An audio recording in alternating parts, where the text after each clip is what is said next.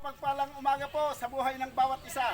Nandito po tayo ngayon, patuloy na nagdi-deliver ng libreng ulam sa nakapollow, nakashare, nakalike, nakakomment po sa programa ni Libreng Ulam.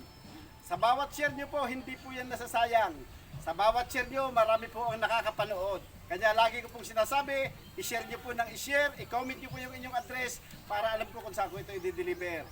Yun lang po kasimple guys, para makatanggap ka ng libreng ulam. Dahil sa bawat share nyo, nag-i-sponsor po yung mga nakakapanood. Katulad po nitong pinamibigay natin ngayon.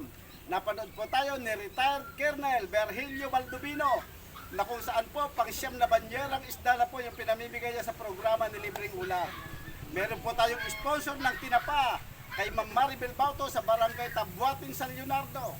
Lahat po ng mga masasarap na tinapa, doon po lang gagaling yung pinamimigay natin. Yung pong ulo naman ng manok, nanggagaling naman po ito sa balok. Kay Sir Rolando Dumaya, sa likod lamang po siya ng 7-Eleven. Lahat po ng slice ng manok, pwede po kayo magtungod doon at bumili. Meron po tayong sponsor ng lugaw. Kay Sir Kingpy, kung maabot na kayo ng gusto nyo maglugaw, doon po sa Bukana ng Santo Rosario, masasarap na lutong bahay. May kumpleto po sila doon.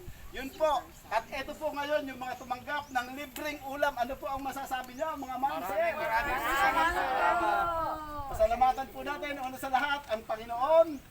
Pangalawa po, doon sa mga ginamit ng Panginoon, si retired Colonel Virgilio Baldovino, Sir Rolando Dumaya, Ma'am Maribel Bauto, Sir Kingpy Manlusok. Yun lamang po, ganoon lang po kasimple guys. Maraming salamat po. Pagpalay po tayo lahat ng ating Panginoon. Picture po tayo.